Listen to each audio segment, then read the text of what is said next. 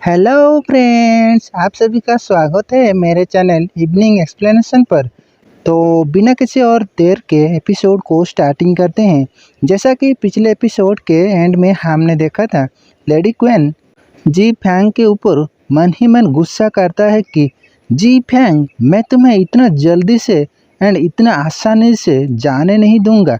मैं तुम्हें इसके लिए 100 टाइम ह्यूमिलेशन महसूस कराऊंगा। देन हम नेक्स्ट सीन देखते हैं।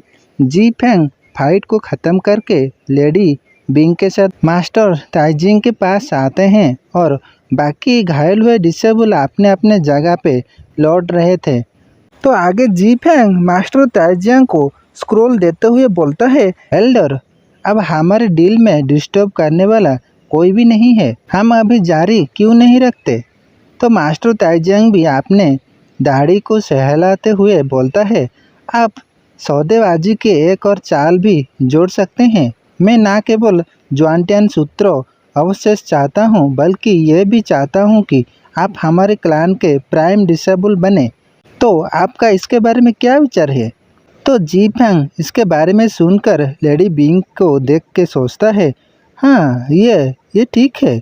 अगर ये मुझे यहाँ अपना गोल अचीव करने में मदद कर सकता है तो मैं ये जरूर कर सकता हूँ। तो लेडी बिंग भी अपने तरफ जी फैंग देखता है तो वो भी सोच में पड़ जाता है।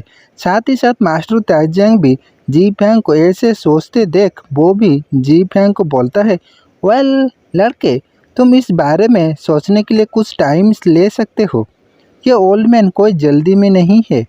तो उसी टाइम जी फैंग फटक से बोल देता है, इसके बारे में सोचने की कोई ज़रूरत नहीं है, ये एक डील रहा है। तो इतना फटाक से रिप्लाई देते मास्टर ताइजिंग भी चौंक जाता है एंड साथ ही साथ बोलता है, हाँ ये बहुत ही बढ़िया है। तो उसी टाइम पैड्रेस बिंग हाई जी फैंग को बोलता है, बच्चे, मैं देख रहा हूँ कि तुम समझ गए हो कि प्राइम डिसेबल का क्या मतलब है। तो तुम मेरे ज्यूअर के बारे में क्या सोचते हो। तो ये सुन के जी फैंग बोलता है, आप इसके बारे में। तो ये सुन के लेडी बिंग भी शर्माने लगते हैं। तो आगे जी फैंग बोलता है, मैं जानता हूँ कि पैट्रेस किस बात का जिक्र कर रहे हैं, लेकिन मिस ज्यूअर और मैं सिर्फ एक दोस्त है एंड मैंने उन दोनों से प्राइम डिसेबल पोजीशन के लिए कंप्लीट करने का प्रॉमिस किया है, ताकि केवल अर्जेंट प्रॉब्लम को सॉल्व करने में पैट्रेस की मदद की जा सके। तो ये बात को सुन के रेड पाइथन भी हिल जाता है एंड जी फैंग को बोलता है, माय लॉर्ड, मेरा विश्वास करें, आपको बाद में ये कहते हुए निश्चित रूप से पछतावा होगा। इतनी अच्छी वाइफ आपके सामने है और आप ऐसे मौका को ख्याल नहीं रख रहे हैं। तो जी फैंग उसे बोलता है, बकवास बंद करो। आगे पैट्रेस भी अपने आप को शर्मिंदा होते हुए जी फैंग को बोलता है, ओहो, मान लीजिए कि मैंने ऐसा कहा ही नहीं एंड मन ही मन सोचता है, ऐसा लगता है कि मेरी ज्यूअर को उस पर क्रश है। तो सामने ये बोलता है, आप असेसमेंट के बारे में चिंता ना करें।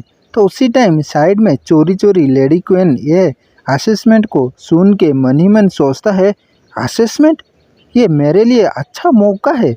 देन नेक्स्ट सीन हम देखते हैं लेडी क्वीन को, जो अपने मास्टर के पास आके रोते रोते शिकायत करने लगता है कि मास्टर, आप मुझे जस्टिस दिलाइए।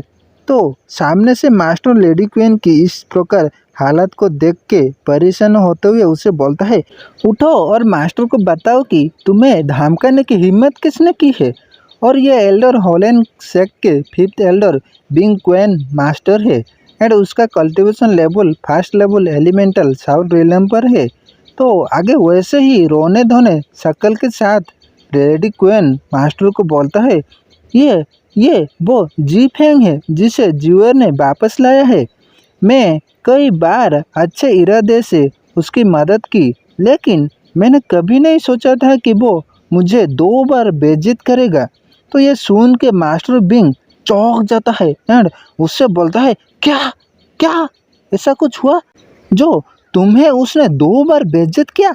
तो लेडी क्वीन ऐसा ही एक्टिंग करते हुए अपने मास्टर को बोलता है, वो पहले जी फैंग भाई लिंग फैंग के साथ लड़ना चाहते थे एंड मेरे डिसेबल की इंटेंशन अच्छे थे, फिर भी इस पर्सन ने उसकी अप्रिशिएट नहीं की थी, बल्कि उसने ब्रदर लिंगफेंग और उसके डिसेबल को पूरे क्लान के सामने अपमानित भी किया।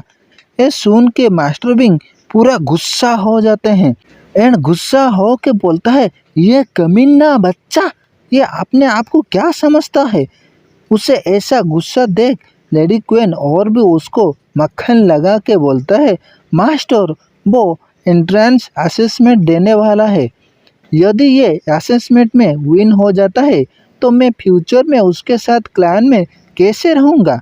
तो सामने से मास्टर बिंग बोलता है, ओह वो एंट्रेंस असेसमेंट ले रहा है। ये जान के वो एक इबिल सा स्माइल करते हुए बोलता है, मेरी बच्ची तुम चिंता मत करो, मेरे पास अपना कुछ रास्ता है, भूलो मत मैं ही उस असेसमेंट टेस्ट का चार्ज लूँगा। ये सुन के लेडी क्वीन बहुत ही खुश हो जाता है एंड मास्टर को बोलता है, मेरी मास्टर सबसे अच्छे हैं। एंड मन ही मन सोचता है, जी फेंग तुमने सबके सामने मेरा अपमान करने का दुस्साहस किया है, अब तुम इस असेसमेंट टेस्ट से जीवित नहीं लौट पाओगे। उसके बाद हम नेक्स्ट सीन में जी फैंग को देखते हैं जो 15 दिन तक वो हेवनली साउल कोल्ड्रोन के अंदर अपने रेड पाइथन के साथ कल्टीवेशन कर रहा है। तो उतना दिन कल्टीवेशन करने के बाद रेड पाइथन के आर्मर के बॉडी शेप भी चेंज हो जाता है। वो आर्मर सब टूट के एक न्यू आर्मर में ट्रांसफॉर्म हो जाता है। तो उस न्यू ट्रांसफॉर्म आर्मर को देख के जी फैंग चौंक जाता है। वो ये एक्सपेक्ट नहीं किया था कि ऐसा कुछ हो सकता है, क्योंकि वह अपने कल्टीवेशन लेवल को बढ़ना चाहता था। वो ये नहीं सोचा था कि कल्टीवेशन बढ़ने के साथ साथ ये रेड पाइथन आर्मर भी अपग्रेड हो जाएगा।